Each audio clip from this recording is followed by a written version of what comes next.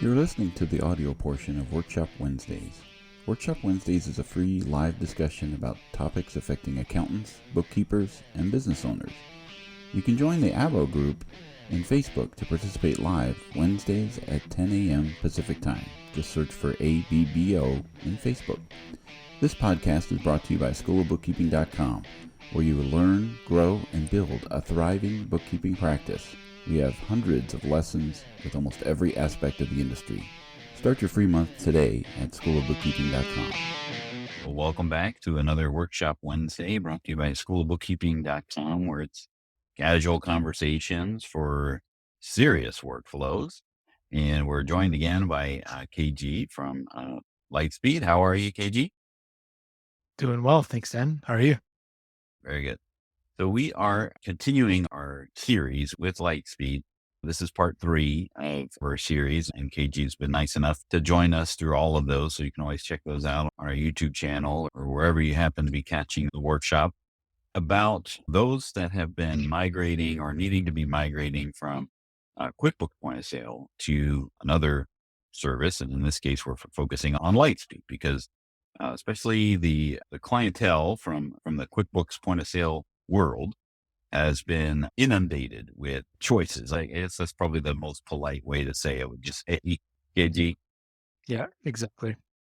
And the main thing, and I was talking to my wife today about what a grudge purchase is. Nobody, especially a retail establishment, a retail brick and mortar store, they don't really go looking for a new point of sale system, right? It's going to take an event to cause them to be able to look to that. Do you see that in the Lightspeed world of people just looking for a better way? Or do you find them coming to you just because they were looking at something and then decided to check it out?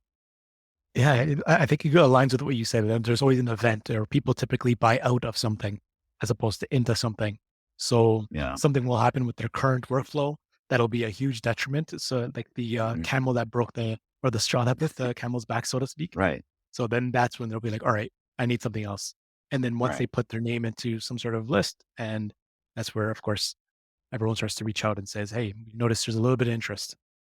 Yeah. My wife was like, what the heck is a grudge purchase? And the whole thing centers around an event, right? Like you don't go looking for a plumber until you've got a leaky sink. So you don't go looking for a heating air conditioning company until your air conditioner goes out in the middle of summer, which that's always when it happens, right? It's you never need those things when they're not broken.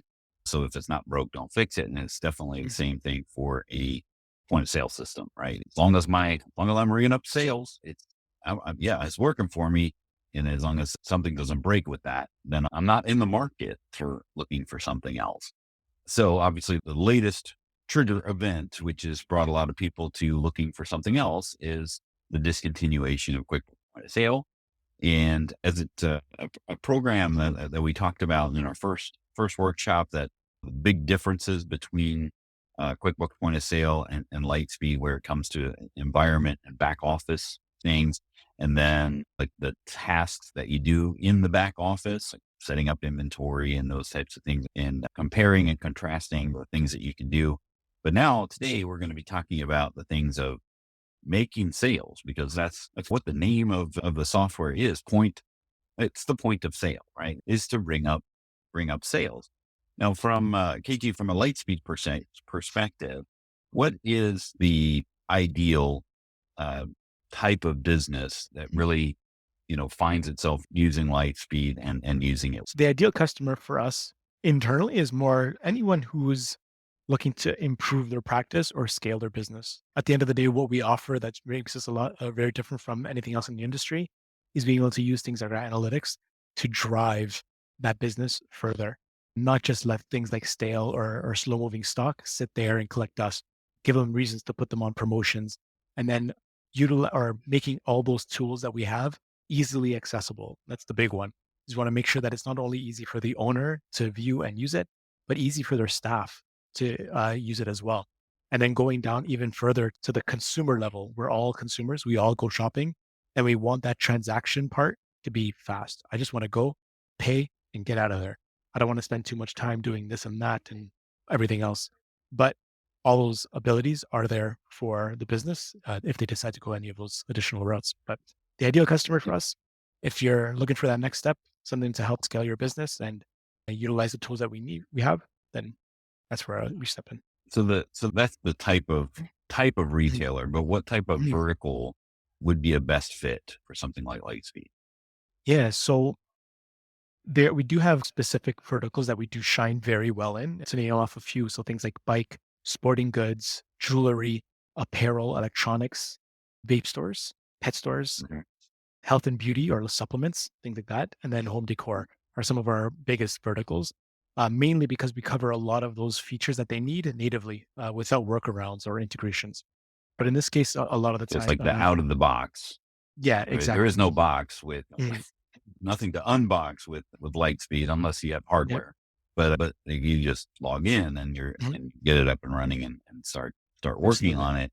So without those, when you're thinking of other types of verticals, like one thing that the QuickBooks Point of Sale was really helpful in with is like the type of company that not only sells hard goods. I Mhm. buy stuff, I sell stuff on the shelf, but they also maybe have a service component of that. Something like a pool company they would have a brick and mortar front for parts and Yep. those types of things, but then also have the service side of things, or if they're even creating pools or building pools, that's the word I was looking for.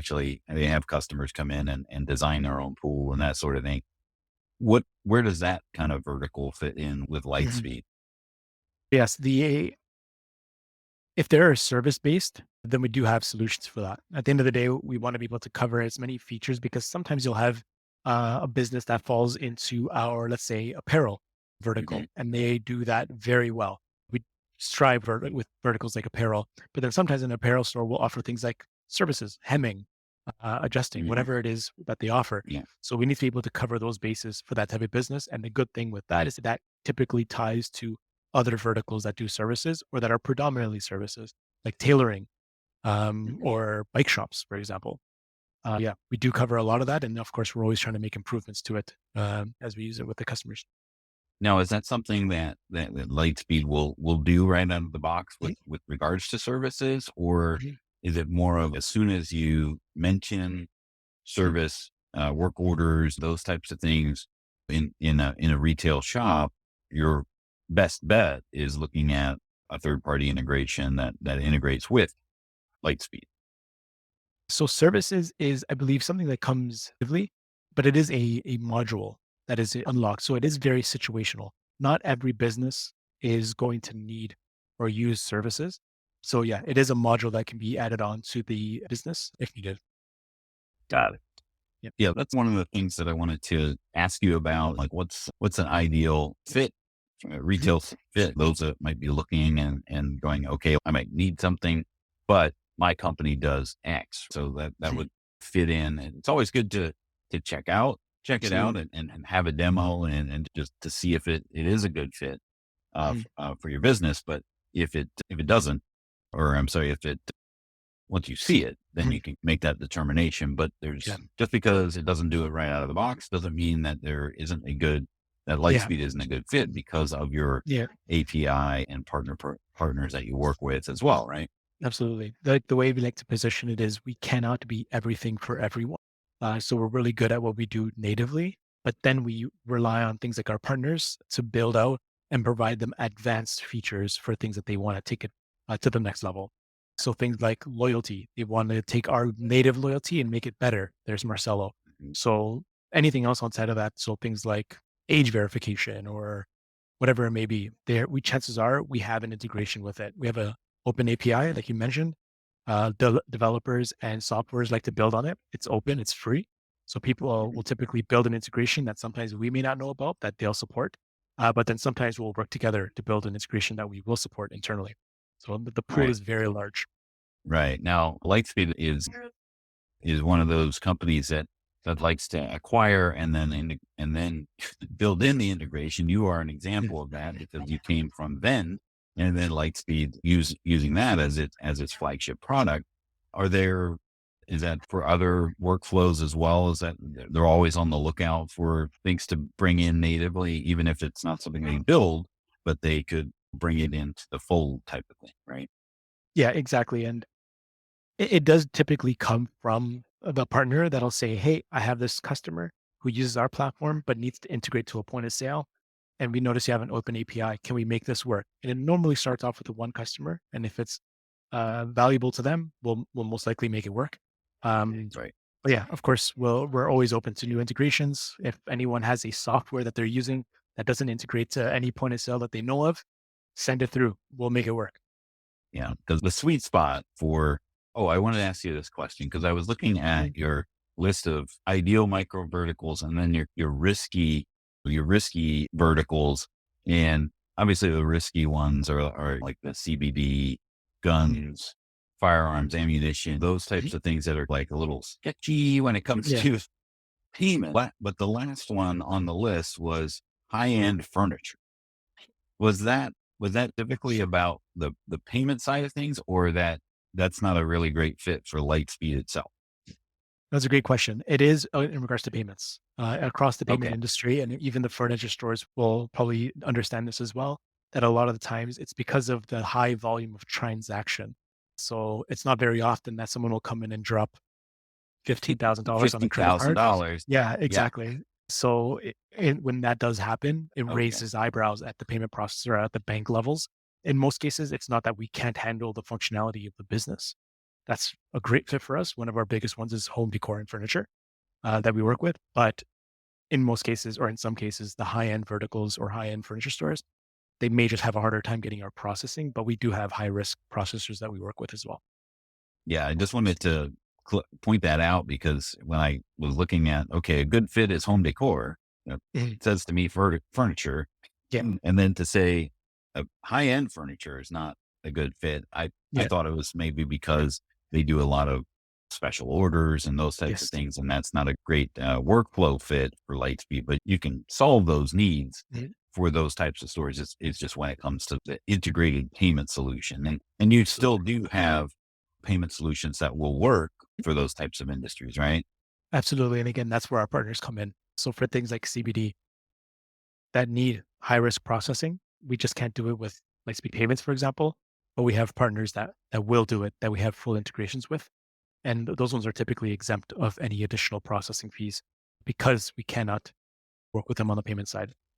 Because normally, if you're not using Lightspeed payments, those are good call out. So if you're not using, Mhm. because again, one of the great advantages of Lightspeed is this all-in-one solution.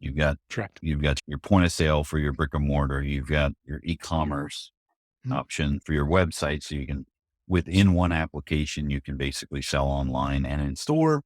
And Mhm. then you've also got payments between both of those Exactly. workflows, which can allow you to accept credit card payments for either of those two things. So you've got this all in one solution Exactly. type of thing for that. And that's one of the great advantages of Lightspeed, even comparing that to QuickBooks Point of Sale, because you've got applications that you have to bolt on in order Mhm. to do those things. So if you have an e-commerce website, yes, you can bring those transactions into QuickBooks Point of Sale, but you need a bridge or a connector to do that, right? So No third uh, parties. Yeah. yours yours is all in the box, Exactly. right? Yeah. I could manage the loyalty, e-commerce, multiple locations, all from one link. And what makes it easier is the bills as well, right? I always like to compare it to when I combine my cell plan with my home internet, and Mhm. being able to just be with one company, one bill makes it significantly easier. So compare Right. that to something in your business if you could just consolidate all of that. So when they're in that vertical that it doesn't really fit for Lightspeed payments, you have a third party, well, or if they say, "Hey, I prefer my own payment processor" or something like that, I'm in a long term contract and it doesn't make sense to switch. Mhm. You can use other payment processors with Yes, Lightspeed payments, but typically there is a per transaction fee from correct. you, right? Yes. It does cost us to train and support multiple integrations. In this case, there is an additional processing fee that we would charge if not taking Lightspeed payments. But when it comes to the volume, there really should be no financial reason not to switch. We cover a lot of bases. with what we offer with the integration. But on top of that, the savings that we offer just by offering a flat rate alone, we're doing better than 70% of the cases that we're seeing. And that's hundreds and sometimes thousands of dollars per month. Financially, there should be no reason. And we do offer contract buyouts as well. Yeah. Talk to the sales team, they'll help you out. But when you think of all of the, like you were saying about bundling your home and auto, if we're talking about Patrick Yeah. Mahomes and but with those types of things, when you bundle, you actually have a shopping cart website. So people can think of, okay, the money that I'm spending or have spent on my website, I could feasibly roll into my Lightspeed subscription, my point of sale, my payment processing, all of that under one roof, so to speak. It does add to the value of that bundle when they look at all of the other things that they don't have to have when they're doing it with Lightspeed, right? Exactly. Making it that much easier. And then there's only, like you said, one person to complain to. Exactly. Yeah. If One one support. thing goes wrong. Yeah. And that is specifically trained on all of them, right? So they're not like, it's not like a lot of finger pointing goes on when it comes to that. Intuit is famous Exactly. for finger pointing, right? Yeah. Oh, well, that's not our domain. That is the payment processor, or that's your Yeah. website, or that's Shopify, or that's, I'm sorry, I didn't mean to say that out loud. Yeah. But so let's talk a little bit about the sales workflows. And I know you have a hard stop in 10 minutes, so we want to make Yes. sure we're concise. What kind of sales workflows work best inside of, because this is all the point of sale is to ring up sales. What's the scope of sales out of the box, right? And obviously there's that caveat of if there are, hey, but my company, but with my company does it this way, there is the potential of third-party application or third-party integration that will fulfill that need inside of a point of Lightspeed. There we go. Yeah. Couldn't say it right. Yeah. No worries. Natively within the platform, what you get at the point of sale transaction is right away you get things like advanced promotions to be able to sell things like buy one, get one, for example. So those ones are right out the box. A simple basic transaction like scanning the product, paying for it, and then sending out an email, for example, instead of printing out a receipt. All of those things come natively within the platform, being able to collect customer data if you wanted to continue that flow. The purpose of course, the sales screen is just to be as fast as possible, and you want to make those as quick and easy as possible. Again, not only for the owner, but for the staff member using it, the cashiers, the part-timers that may not be there for a long time. I need to learn this quickly. The user interface is extremely simple and easy to understand. Natively, almost all the features are unlocked at that point, unless, of course, you need things like loyalty. Maybe you need things like services that may be dependent on the business or the vertical that you're in. So I would always recommend bring your use case to the team and we will always point you in the right direction. And if we can't solve it, like I said, we can't do everything for everyone. We have solutions in the form of integration. There's almost no situation we cannot cover on a retail basis with our integrations and native workarounds already. The most common things of, I don't track customers and I just want to ring up sales, something that is very like cash register focused of, I just need to collect money and then have a report of that about that will certainly be done. But then when you start adding on a little bit more complexity of, hey, I want to track this customer's buying habits, maybe have a loyalty or send out emails. Can you do that in Lightspeed? Does it have an email marketing built into it that you can do rather than having to, again, purchase another MailChimp or something like that? So the good thing is that similar to, we do have an integration with MailChimp, I should note. Yeah, so I'm sure you do. But that being said, we do have a white label with Marcelo. So it is billed by Lightspeed, for example, no third party. So it's direct integration with them.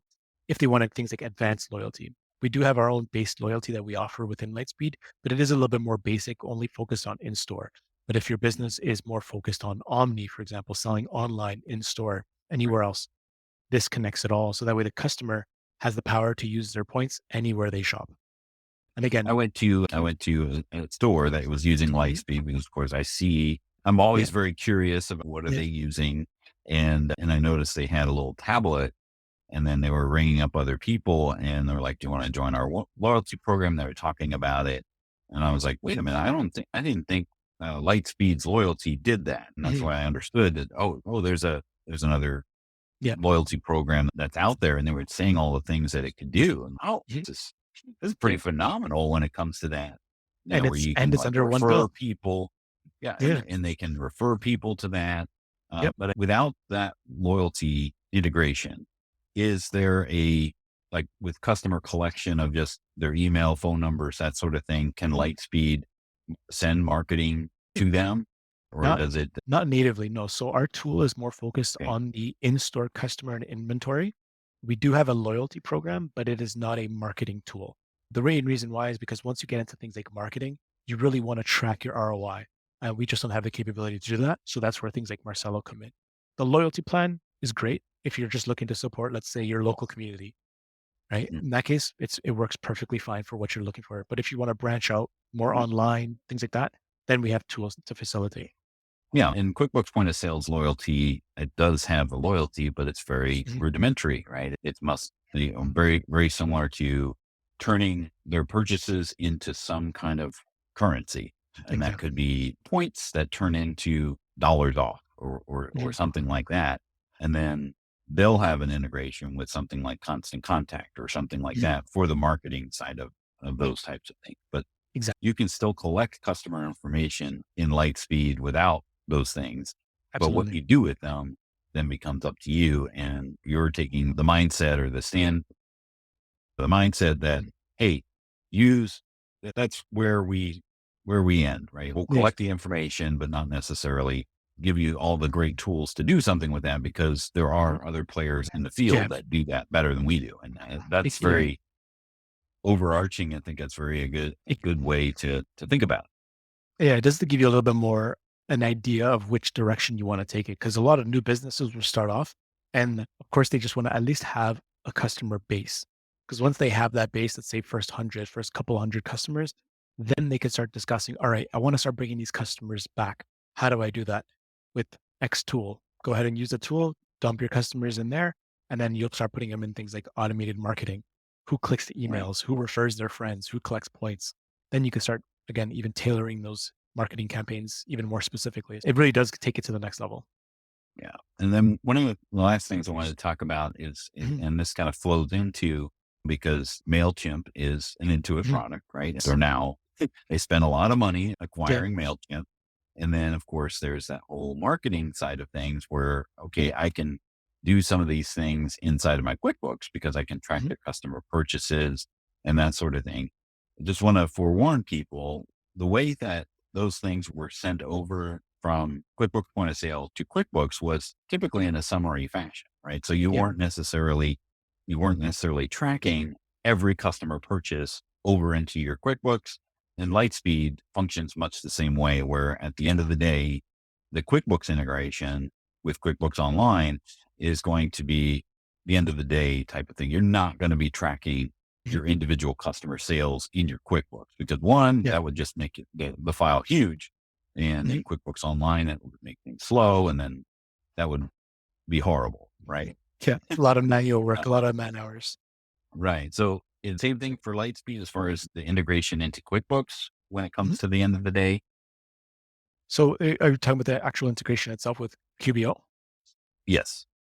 Yeah. So the integration, what we push is what's needed from our end. Like we don't push everything that needs to be sent over there just because QuickBooks just needs things like, for example, the sales ledger, payment processing that was accepted, invoices, things like that. We don't necessarily need to send over, you know, how well did this one product sell?